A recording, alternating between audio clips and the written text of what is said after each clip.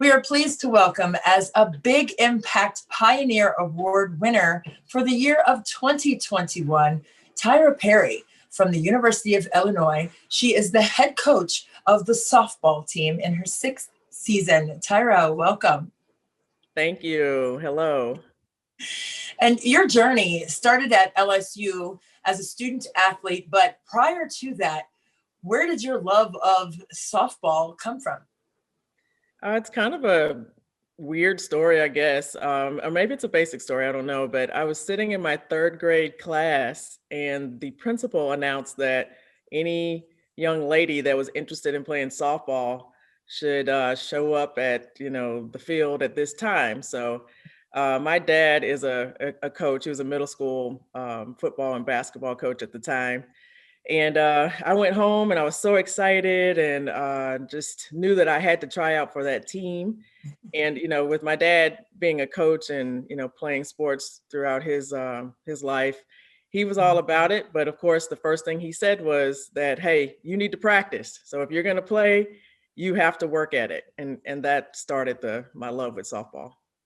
Wow, that's an amazing story. And when you have that kind of foundation in terms of the work ethic that needs to be applied to earn what you deserve in the game, when you received your scholarship at LSU, you were the first African American to do so at LSU. What did that mean for you when you achieved that goal? At the time, I had no thoughts of being the first African American softball player to play there. Um, at the time, I was just excited about the SEC starting softball. I originally went to Nickel State for 2 years because the SEC didn't have softball as a championship sport until my junior year. So I actually transferred into LSU. And so, but now looking back, I'm so proud and so excited that, I have that distinction as the first African American player to play at LSU for Yeah, softball. the first but not the last, and I love that statement for that situation for you as well. But during your time at LSU, especially your final 2 years in 97, 98, what was that process like for you to compete at that level? You were excited about playing there, as you said, but what was it about that time during your life that you learned the most about yourself? It was just fun, competing at the highest level. We weren't slouches at Nickel State. We actually won two conference championships while I was there, and we were in the NCAA regional my sophomore year. So that school had a strong history. But just being a part of the groundbreaking, season, having a chance to establish a winning tradition, in the sport of softball in the SEC was just awesome. I also had a chance to play with my younger sister. She was a walk-on, so she and I had 2 years together at LSU. So having that sister support, hometown support, because I'm from Baton Rouge, was pretty cool.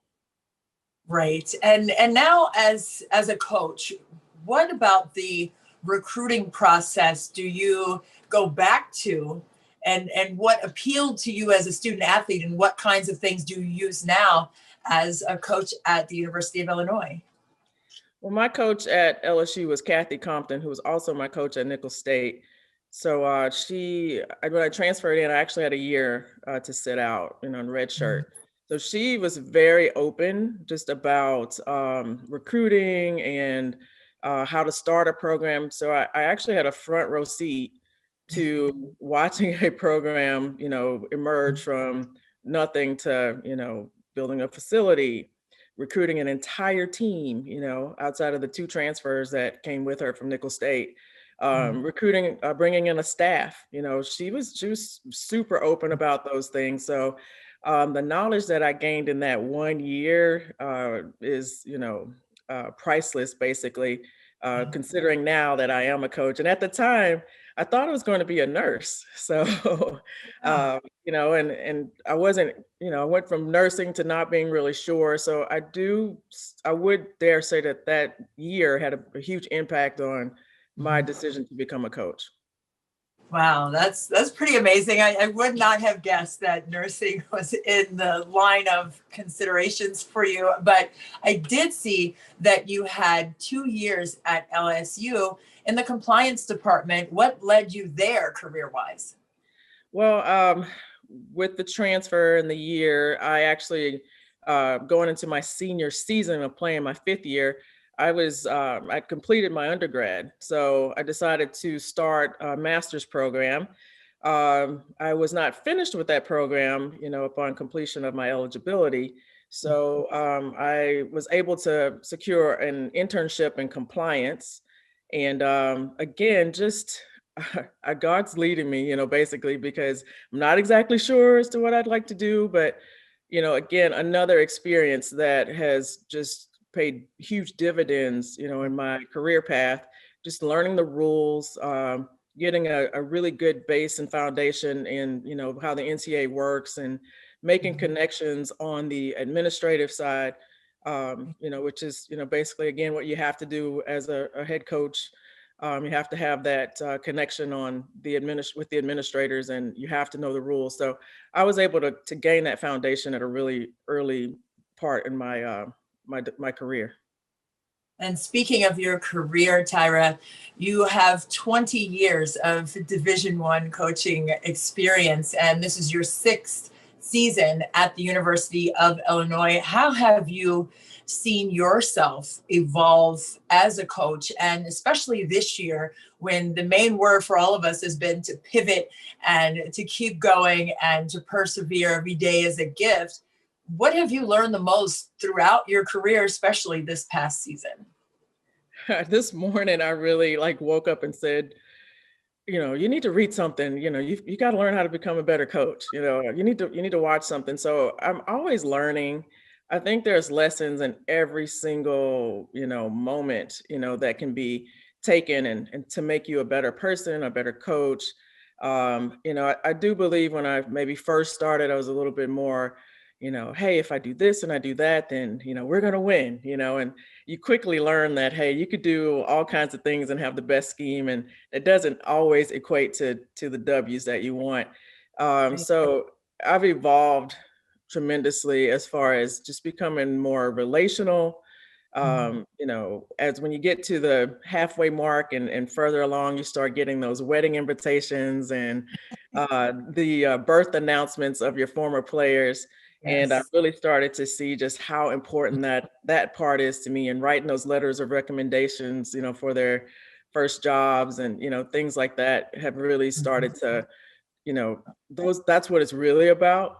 And, if we want to win a few conference championships and, on the way there, then that's great. It makes that even, that experience even sweeter, but it's definitely about the people.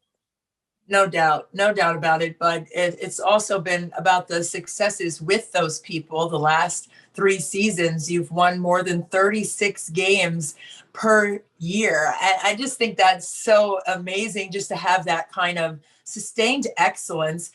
What is it about your program and the way that you run it that drives that level of success? I appreciate you saying that, and I'm thankful for those wins. But as being the person that I am, I want more. I always want more. So, and I would say that that's partially the answer to the question as well. Just always, having that thought of, what I'm doing is good, but what can I do better? And accountability. If you talk to any of my players, current, former, they know that accountability, character, those sorts of, those are big tenets to success, in our program. And we just teach it, preach it, live it every day. I don't think we can expect certain things of our athletes and not embody those particular, attributes ourselves as coaches. So, we look to, as a staff, to build strong women that know who they are, that have a voice, within our culture. We have a leadership council and captains, and we give them a chance to speak. What do you guys think? What do we need to do? How are we doing? How's the culture going? How are your teammates? We give them, they're stakeholders, in our success. So we give them an opportunity to have a voice, so that when they move on, they already know who they are. They're able to, stand in front of a room and, present and feel comfortable doing so. Wow, that's so great to be empowering 18 to 22-year-olds to continue to let their voices shine. But with that being said, when the last season that you had was paused by COVID, how were you stretched by telling the team that this is it? Unfortunately, it's out of our control. And how has that moment stretched you in preparation for the new season? I will never forget that moment. I will say that we, my players had kind of the awareness that the that changes were on the potentially on the horizon. Obviously, not to the magnitude, of just dropping the season. But we have a young woman on our team. She was a freshman last year. She has a twin sister who's in the Ivy Leagues, playing softball, and the Ivy League had canceled their season. Yes. So we were on a road trip to Missouri. We played at a neutral site. Prior to that game, all kinds of craziness was going on. Like, are we going to play the game? And, are we going to have these parameters? So we ended up playing the game, and we had a nice victory. The team really came together. And I could hear them on the bus trip home talking about how the Ivy League had canceled, their season, and Right. that, the seniors were like, hey, we don't know. What if this is our last bus trip? We need to really enjoy this time together. And the Mhm. bus was rocking, and, we'd won. They were having, such a great time. And, the next day, I had to pull them together and just say, hey guys, guess what? Not only is our season canceled, you need to get your stuff and you need to get home like as quickly as possible. Like schools, shut down as far as, in-person classes. And it was very difficult, especially to look, those seniors in their, face and say, hey, this is it for you, at least at this point, and so we had like a team dinner, and because then we didn't know we had a team lunch, but we didn't know what was going on exactly. But we had Right. that last lunch, honored our, seniors at that moment, and sent everyone home. So it was Mhm. tough.